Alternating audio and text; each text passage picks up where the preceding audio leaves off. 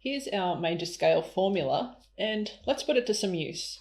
So we've seen what happens if we start on C and we follow this tone, tone, semitone pattern, and we get C major.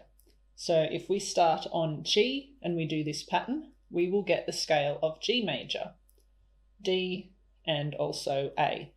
So there are some rules of writing our scales in that every single letter of our musical alphabet does need to be used, and it can't be used more than once. So you can't double up on any, and you can't skip any. So they all need to be in step order as they're going up. So we can actually assume that going from G, you can actually pre-write out some of these. I'm just going to do them below just to show that we are going to use every letter in alphabetical order. Now, what we do need to check is if any of these notes become altered. And by that I mean, do they become a sharp? Do they become a flat? They still have to keep their name. They have to keep their alphabetical name. So they have to be in this order. It still is going to go G, A, B, C, D, E, F, G. It's just that some of those might end up a sharp or a flat, depending on if we have to go up a tone or a semitone. So let's have a look. We can use a little keyboard up the top if you're still getting used to tones and semitones. Basically, if you're on a natural note and you go to another natural note, that's sequential, obviously, it's going to be a tone every time. You just need to remember that E to F is a semitone and B to C is also a semitone.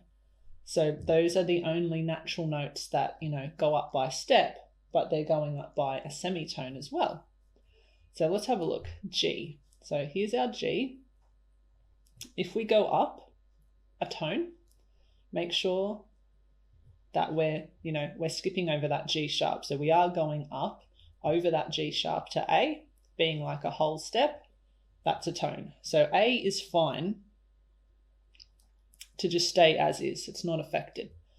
So now we're on A. We need to go up another tone.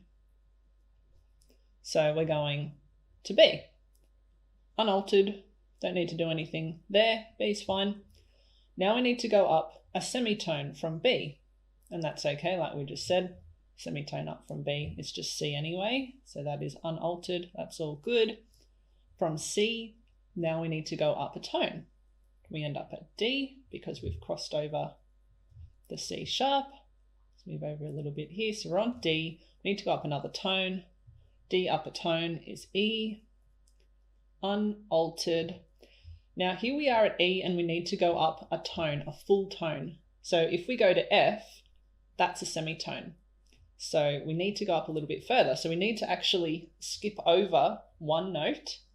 So we actually skip over F, because that's a semitone, and we actually arrive here at F sharp. So F is still used, the alphabetical letter is still used, because we need to name whatever note we land on after F, because that's next in the sequence. So we name it after F, it is F sharp. Now to finish the scale, so we have to sharpen that F, finish that scale off, we need to finish on a semitone. Now, hopefully, if we've done everything right, we should end up on the note that we started on. So up a semitone from F sharp just gets us straight to G. So there is our G major scale. So what have we learned from this is that G major has one sharp. So we have one sharp and it's F sharp that we land on. So there will be no other scale that will only have F sharp in it. So there'll be other scales that have sharps, that have flats, all that sort of stuff. But G major is the only one that has one sharp, and it's the only one that has only F sharp in it. So let's have a look at D. What happens if we go from D to D and we follow that same pattern? So let's get rid of this up here. Okay. D, we're going up a tone. E. So this should be alphabetical. So the next note should be F related. It might be F natural, might be F sharp. As long as it's named after F, it's following the sequence D, E, F. F has to come next. We just have to figure out if it's a natural or a sharp. So E, we need to go up a tone. So this is what happened last time over here. We had to go up a tone from E. E, up a tone is F sharp. So D major has F sharp in it as well. So we have to name it after F. So what I mean is that, this note here, we could call it F sharp. We could also call it G flat, but in this context, it has a specific name. So here we can't go D, E, and then just decide to call it G flat, because look at this, E to G is not a step. It's not alphabetical. It has to go D, E, F. So that's why we call it F sharp in this context. So when you're talking about them randomly, you can call them F sharp, G flat, A sharp, B flat, whatever. But when you're in an actual scale, they have specific names because of this pattern.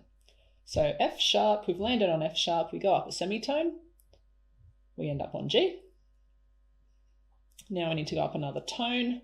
G upper tone is A upper tone gets us to B, and then B upper tone, C sharp, because B upper semitone is C, so we need to go one further, we end up on C sharp.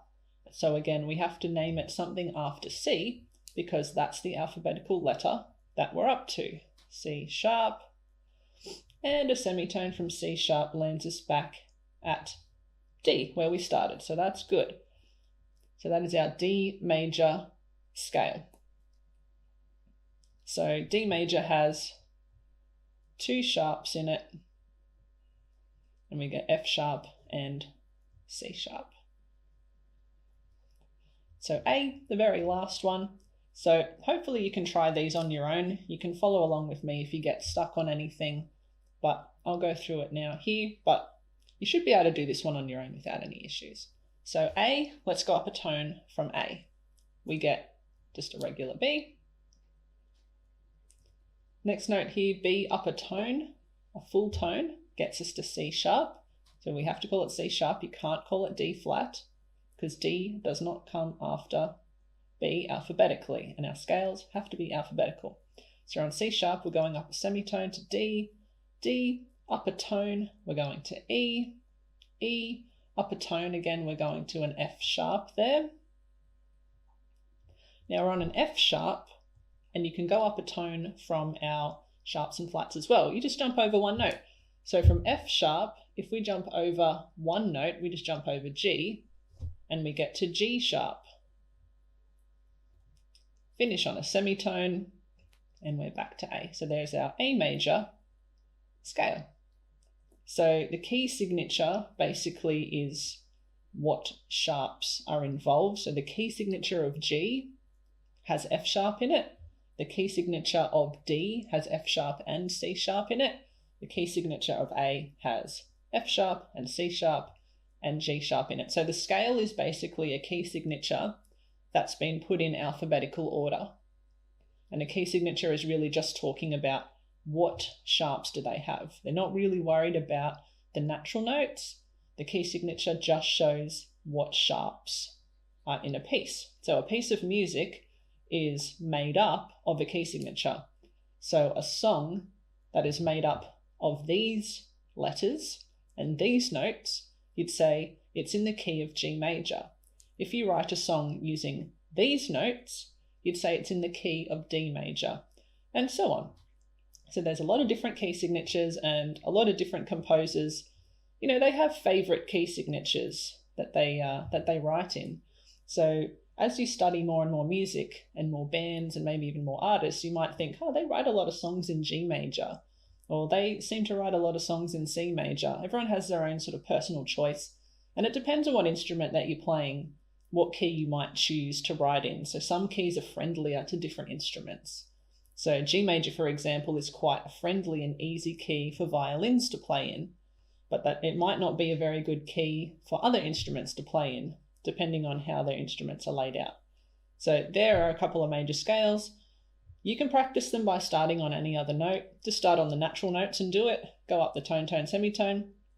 Watch out though, because one mistake a lot of my students will make at the start is they'll think, oh, I just need to go up a tone straight away.